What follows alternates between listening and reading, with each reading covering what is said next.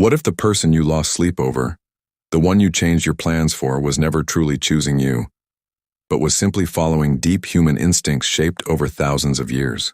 What if the pain after a breakup isn't proof that you lost your perfect match, but evidence that you experienced one of the strongest emotional forces in human nature? Stay until the end, because this perspective may completely change how you see relationships, attraction, and even yourself. At some point, you've probably asked yourself these questions.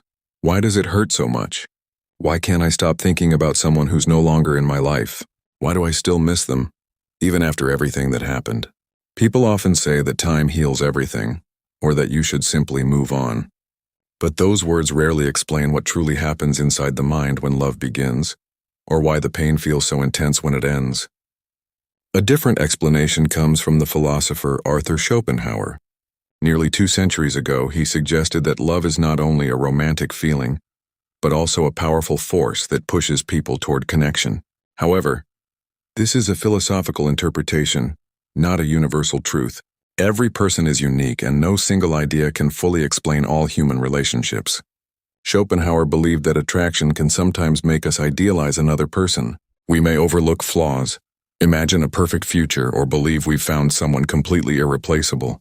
The stronger that feeling becomes, the more emotionally invested we become. If this idea is true, then many emotional decisions that seem irrational may simply reflect how deeply attraction can influence the human mind. Understanding this doesn't remove love from life.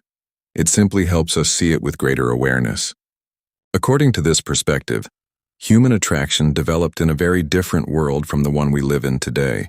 Our minds still respond to many of the same emotional patterns, even though modern life has changed dramatically. Social media has made comparison easier than ever.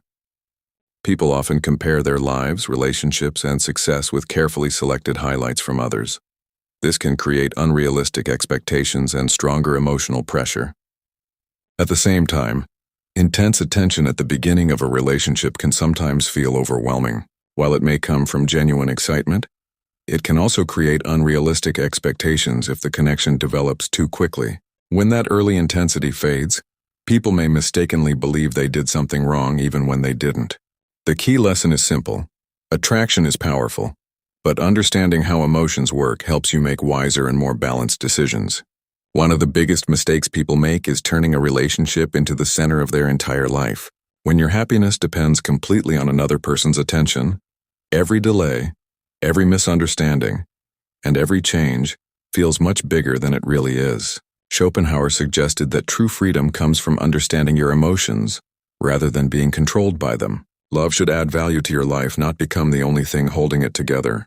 Build your own purpose, improve your skills, strengthen your confidence, and create a meaningful life outside of any relationship. When you do that, you can care deeply for someone without losing yourself. In the end, the most important lesson isn't about changing other people. It's about changing yourself. You cannot control how someone feels, what they choose, or whether they stay.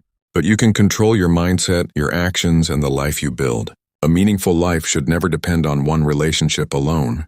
The stronger your purpose, confidence, and self-respect become, the less you rely on external validation for your happiness.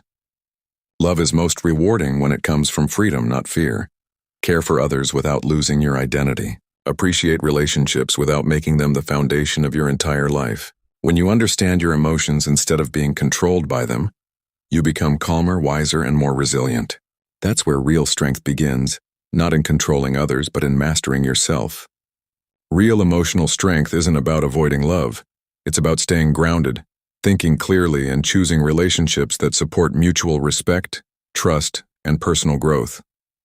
If you found this perspective helpful, don't forget to like this video, subscribe to the channel, and share your thoughts in the comments. I'd love to hear your opinion and continue the conversation with you. Thanks for watching, and I'll see you in the next video.